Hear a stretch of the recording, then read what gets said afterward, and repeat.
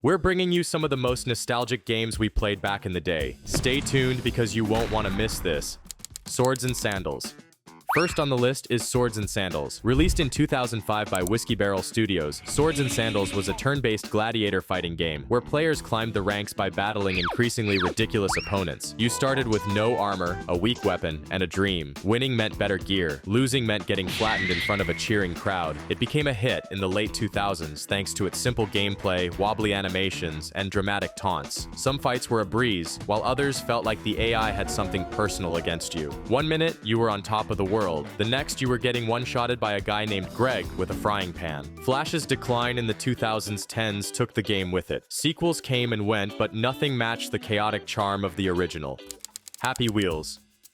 Next is Happy Wheels. Created by Jim Bonacci and released in 2010, Happy Wheels was a physics-based obstacle course game that was less about winning and more about surviving in the most ridiculous way possible. Players controlled characters like a man on a Segway or a dad on a bike, trying to navigate levels full of spikes, mines, and poorly placed wrecking balls. The game exploded in popularity in the early 2010s, especially on YouTube. The ragdoll physics made every crash look even worse than it needed to be. Flew, characters screamed, and somehow people found it hilarious. The built-in level editor made things even wilder, as players created their own impossible courses filled with hidden traps and instant death zones. Interest faded in the late 2010s, though a mobile version in 2015 kept it going for a while. By then, other games took the spotlight, but nothing quite matched the absurd chaos of Happy Wheels. Raft Wars. We all remember Raft Wars. It was developed by Martin Kunst and released in 2007. Raft Wars was a turn-based artillery game where a baby with a cannon defended his buried treasure. You played as Simon, a toddler with questionable parenting but excellent aim, fighting off pirates, thieves, and beach security guards who all seemed way too determined to steal from a child. The game became a favorite in the late 2000s, thanks to its simple mechanics and funny battles. Players had to adjust their shots based on wind and distance, leading to either perfect hits or embarrassing misses that sent cannonballs flying into the ocean. Enemies, however, had sniper-level accuracy, which often made winning feel personal. Like most Flash games, it started fading in the 2010s, but its mix of strategy and humor kept it memorable. A sequel followed, but the original remains the one most players remember. Fireboy and Watergirl. Fireboy and Watergirl was developed by Oslo Albat and released in 2009. Fireboy and Watergirl was a two-player puzzle platformer that forced players to work together. One person controlled Fireboy, who couldn't touch water, while the other controlled Watergirl, who couldn't step on fire. The goal was to reach the exit by solving puzzles, flipping levers, and avoiding hazards. The game took off in the early 2010s, especially in school computer labs. Friends either coordinated perfectly or spent the whole time blaming each other for every mistake. Some players carefully planned each move, while others sprinted ahead and left their partner stuck behind a closing door. It lost steam in the late 2010s, but mobile versions kept it alive for a while. Whether you played it with teamwork or pure chaos, Fireboy and Watergirl made sure no friendship left unchanged. Gold Miner.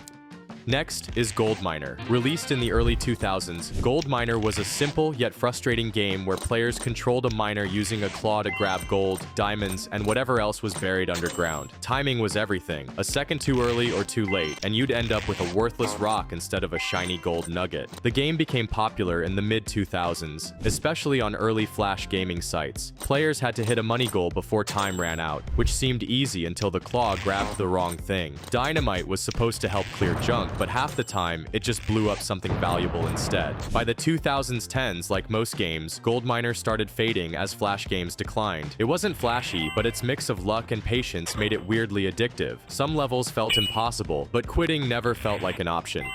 Minesweeper.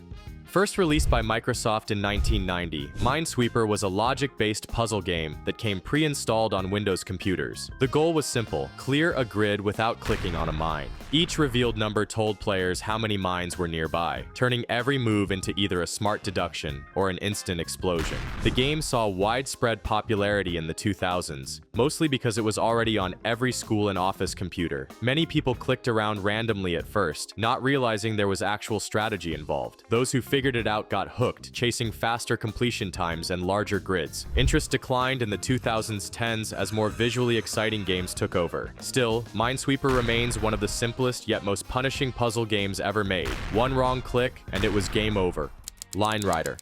Released in 2006 by Bostian Chadej, Line Rider was a physics-based drawing game where players sketched tracks for a sledder to ride. There were no levels, objectives, or time limits. You simply drew a path, pressed play, and watched what happened. Most of the time, the sledder crashed spectacularly. The game became popular in the late 2000s, especially among creative players who spent hours designing smooth loops, crazy jumps, or impossible courses. Some tracks were engineering masterpieces. Others were just scribbles that sent the sledder flying off screen in seconds. Either way, watching the physics play out was always entertaining. As Flash games faded in the 2010s, Line Rider slowed down in popularity, but it never truly disappeared. Even today, some players still create impressive tracks that look like roller coasters. For everyone else, it was mostly about drawing a hill and hoping for the best.